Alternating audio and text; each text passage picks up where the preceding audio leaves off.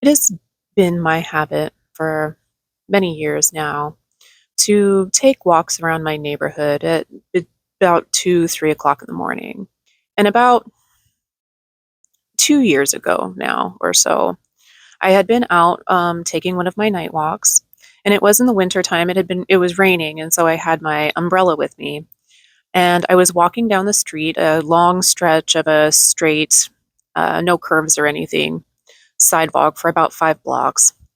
And I had been softly sort of contemplating to myself about energy work and how I might be contributing positive energy out into the environment with simple daily gestures. And I had been contemplating the smile, just smiling at people, and being more conscientiously friendly in minor gestures may actually help to brighten someone's day and have a positive energy transference effect. And as I was walking down the street contemplating this, I was approaching an intersection, a place where the street, cut off the sidewalk and I was going to have to cross. And I looked up at it as I was approaching, and the street light was shining on it. And then as I got to the curb and went to cross the street, I looked up again and there was an object in the middle of the street, in the middle of my path, that had not been there before. And when I approached and bent down and picked up the object, it was a paperback book that was dry in the rain at 2:30, 3 o'clock in the morning in a residential neighborhood. There was no traffic, no cars, no people, a clear line of sight in all directions. And when I looked at the title of that book, the title said, A Brief History of the Smile. Now, we create our own reality is something that you hear, a phrase that's thrown around a lot. Manifestation is a big topic right now. But what you don't hear a lot of, or what you often hear glossed over, is how exactly manifestation is working, right? Like, how did this happen? Let's get into it. Welcome, everybody. I'm Kat, and this is Vibrational You, where we talk about certain spiritual concepts and practices and break them down on a little bit more of a vibrational level.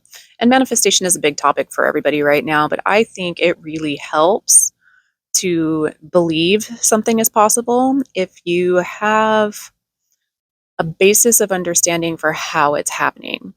And to be honest with you, there's a lot of people that talk about manifestation and a lot of really great teachers out there for it.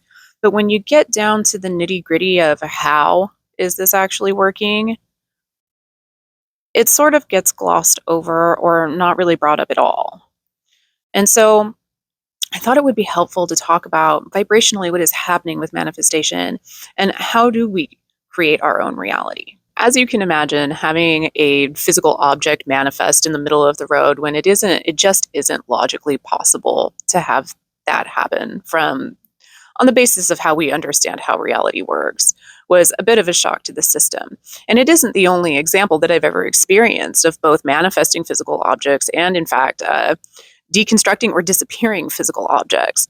So, as you might expect, having things like that happen, while it's not necessarily replicatable, I can't prove it to you, but for me, I know what happened, and so it was a bit of a shock to the system, and I needed to spend some time understanding what exactly was going on because plainly the current model for understanding how reality works is not exactly what's happening. There's something else going on. The first thing that I kind of had to come to grips with and wrestle with is that we create our own reality is a lot more literal than I had previously been taking it. I had kind of been thinking of this as a cute catchphrase for, you make your own perceptions. If you have negative perceptions, then all you're going to see is the negative things happening. And if you have positive perceptions, you'll be able to perceive more positive things happening and make more positive choices for yourself. I had been kind of taking it in those sorts of terms, which is valid and true, but This sort of made me realize that the whole thing was a lot more literal than I had previously taken it. And we literally create our own environment, our own physical environment, each of us. And to borrow an apt explanation from a non-corporeal friend, if you have 5 people sitting around a table having a meeting and one of them has a cat in their lap, you actually have 7 tables and not just one. You have each of the tables that are created by each of the people around the table. You have the table as it is perceived and created by the cat in the room. And then you also have the original vibration that is the table happening. So you actually have 7 tables happening instead of just one. And because what we have is not so much a shared reality, but a shared perception of reality. Our perceptions of reality sort of work like a Venn diagram. If you think that each of the circles in the Venn diagram represents each person's consciousness that is in the same interaction vicinity, then the point of the table is a point where all of those circles overlap. And so you are getting a shared perception of a single table instead of looking at 7 different tables. And this is sort of one of those underlying functions that gives us the ability to have a shared experience of reality, to interact and co create with each other while still maintaining the integrity of our own individual realities. If it's easier to think about it, it's sort of like, if you were playing an online video game with friends, like you were all meeting up to play whatever it is the kids are playing these days, I don't even know. And each of those people is actually in a different location, sitting in front of a different computer or a different TV screen. But they are, because of the way the environment is set up to give them a shared perception from each of their own standpoints, but to create an interactive environment in real time, they're getting to interact and play together as if they're all in one environment, when the reality is that each of those environments is individually constructed in the CPU and displayed on the computer screen for in each of those very different individual locations. And you have something very similar to that concept happening in our perception of physical reality on an everyday basis. Now, you can think of the vibration of the table itself sort of like the coding of the game that is instructing the CPU on the computer, the CPU, how to translate the vibration in order to create a shared experience across multiple platforms, if that makes sense. If it doesn't make sense, let me know. I'm trying to put it in terms that help sort of translate it. And I think a lot of the modern day technologies that we have developed over, I don't know, like the last 70 years or so, have all been like low key humanity's attempt to explain how reality really works to itself. So, video games are an apt example for this. To some degree, there has to be, in order for physical reality to be a solid, stable playground for everybody to play in together, there has to be sort of an agreed upon translation of what's going on, sort of a psychic climate for what's happening. So, how do I say this well? You will always do your best manifestation work when you're on your own and you're really only working with your own belief structure. If you have an environment, and this is, I think, the translation that a lot of readers and intuitives are getting, is that, things that are no longer a match to you, or things that are no longer energetically aligned with you, or if you have too many other consciousnesses, other people in your immediate environment who are not willing to accept that something miraculous might happen, it can interfere with what the whole is able to perceive. So it doesn't mean you have to kick people out of your house or anything. It just means you're most likely to find that winning lotto ticket when you're on a walk by yourself. It's just something to keep in mind. This is also sort of why certain kinds of phenomena or paranormal activity or any kinds of that type of thing is incredibly difficult to prove to skeptical people, because the bottom line is all people are creating their own reality, including skeptical people. So mostly what you have is instances of these kinds of things happening with a single individual or small groups of like-minded individuals, who have an open enough mindset to experience or witness things like that.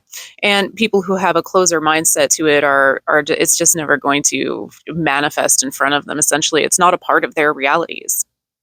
Now, manifesting physical objects is only one way in which to bring manifestations about, and it's a less common way. Now, you could be walking down the street and manifest a winning lotto ticket, but more commonly what people are open to accepting thought process wise is that, I'm going to walk in and buy the winning lotto ticket. This falls much more into alignment with what most people are willing to accept reality as being capable of. And so mostly when we think of manifestation, we think of it in terms of manifesting a string of good fortune that leads to something that we want, because it's just a far easier concept for people to accept.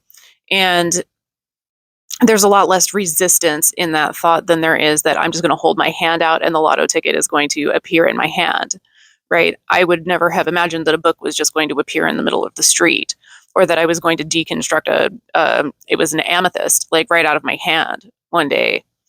It wasn't even in my sphere of possibility that that could happen, but there was just very little. I was by myself in both cases, and there was very little resistance to that. I have a lot more resistance to actually to winning the lotto, to being hyper rich, than I do to simply having the answer to the quandary that I was thinking appear before me. And when we're talking about the resistances that we have to things, it's why we start to get these unfolding detours, right? We actually feel far more comfortable and far more eased into things when things unfold a little bit at a time, as opposed to when we have a big, massive change happen all at once. Many people believe that they would love to manifest the winning lotto tickets, right? Like, let's just push the easy button, right? But the truth of the matter is that sort of a change is a very sudden change. And because of our need for stability in our system and the ego personality's need for stability, actually very sudden changes feel very disruptive, and there is actually a resistance or a fear to having sudden change take place. So for most people to have it unfold as a series of fortunate events in their life, and actually gain momentum more gradually over time, is a much more resistance free and comfortable change process for most people's manifestations to come in. This type of a manifestation is more of an intuitional hit manifestation where you're following impulses towards what you want, and it's a lot of more like what like Abraham Hicks is talking about, is following the impulses to get to your manifestation. And as a matter of fact, I had a manifestation where I had been looking through Abraham Hicks stuff, and I got an email that came through about a cruise that she was doing to Hawaii, and it was leaving from a port that was near me. And I was like, man, wouldn't that be cool? But of course, I didn't have any money or anything to pay for that. I was like, dude, it'd be cool to go on a cruise and do a whole like seminar though. And for whatever reason, I got the feeling that I was going to go over and see my mom a little bit later in the afternoon. And when I went over there, she was been sitting there with her hairdresser, and she looked at me and she was like, I've been thinking of going on a cruise. You want to go on a cruise with me? And I was like, boy, do I have an email for you to look at. And the next thing you know, 6 months later, I'm on a cruise ship in Hawaii going to an Abraham Hicks seminar. Those sort of intuitional hits, that sort of an unfolding actually feels more logical and more comfortable for people than the sudden appearance of something that they wanted, although both are completely possible. And this has to do, again, people refer to it as an intuitional hit, but it's the say it well, the pattern, the vibrational pattern of what you're looking for follows pathways, and being able to match the pathway of the feeling will lead you in the direction. I call it vibrational matching. It's most usually referred to as law of attraction, as that which is alike is drawn, but it has to do with our inner senses self. We have far more sensitivity than just the physical senses we're used to operating with. And there are layers of self that are capable of discerning those vibrational patterns, that intrinsic feeling that's a match to the feeling that you're looking for. Once we become intimately familiar with how what we want actually feels, then you have an easier time picking up on those hits of the things that feel similar to that and following the trail to that which is like the pattern, the vibrational pattern that matches the feeling that you're looking for. Now, there's another tactic that people talk about a lot, and it's also a valid tactic, but it sort of constitutes like a different function happening, and this is called law of assumption. And you'll hear a lot about this out there as well. And this has to do with absolutely assuming that whatever it is already is. You don't want it because it already is. It's already happened. And this has to do with channeling your energy into the fact that something that you were wanting to have take place is already taken place. It's already done. And this type of an energy, actually, it's also sometimes you hear people referring to reality shifting.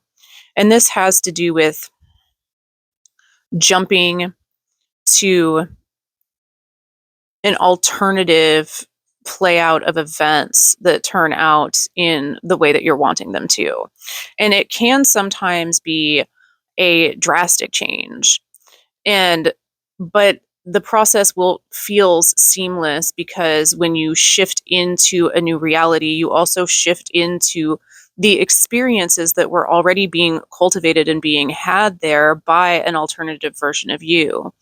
It's a little bit difficult to explain in the short. I actually have a video that's all about exploring inner self, and it talks about this plane of existences where all of the yous that you could potentially be or could have potentially been, all the choices that you didn't make, the alternative routes, all play themselves out in a different layer of reality.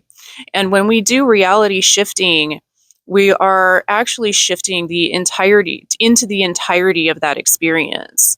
So, generally speaking, the experience will feel seamless by and large. You do have some, I think they call it glitches in the matrix. Like, you do have some glitches that sometimes take place. Deja vu is a good example of that. Places where the experiences overlap, and so you get that momentary feeling of, I've already done this, but it went differently last time. Or I already did this and I know what's going to happen next. So there can be overlays. But by and large, you're shifting into the entire experience that has been playing itself out the whole time, and adopting that as the memories that you're working with moving forward. So it feels more like a seamless shift and it's not jarring to the personality. But when you're working with something like law of assumption, that's more like reality shifting, or shifting into an alternative timeline of self in order to accomplish the path that you're looking for. Any of these sort of three pathways can have the potential to lead you towards what it is you're wanting to manifest, depending on what it is and depending on your own sphere of belief. What you believe you're capable of accomplishing is what your reality will create for you, because you're literally creating your own reality. It's important to really get into the concept of feelings. Non-corporeal reality, vibrational reality, speaks in a language of vibration. And for us, for physically manifested humans, feelings are the sort of closest translation that we have of what that nonverbal communication, that psychic communication actually is. It's far more intense, far more condensed, and far more potent than just thoughts that you're having. The thoughts are really there to cultivate the feeling. And so if you can think about it in those terms, like, are these thoughts cultivating the feeling I'm wanting? Or are these thoughts not a match to really what I'm wanting? And the more you can get into really cultivating the feeling and understanding how things actually feel to you when you use them, how words feel to you, how concepts feel to you to use, um, how you're imagining things and how those things you're imagining actually feel. And is that a match to what you're actually wanting? The more that we practice getting into our own feelings, the easier time we'll have knowing when those feelings match up with something and following those intuitions. Anyway, I hope that the explanation was helpful for you or contemplative for you in some way. If you like the content, give me a thumbs up. If you want to share with me how your manifestations have come through for you in the past or which methods work the best for you, I think probably most people manifest through intuitional pathways, through following the feeling. It's really kind of the one that's talked about the most. Although I don't know. I mean, probably I know that I used to get a ton of deja vu. So maybe there is a bunch of reality shifting happening and we're just not really realizing that it's happening. That'd be interesting too. But drop a comment and let me know how your manifestations come through best for you.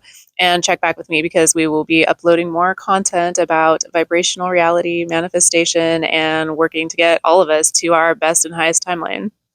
Thanks.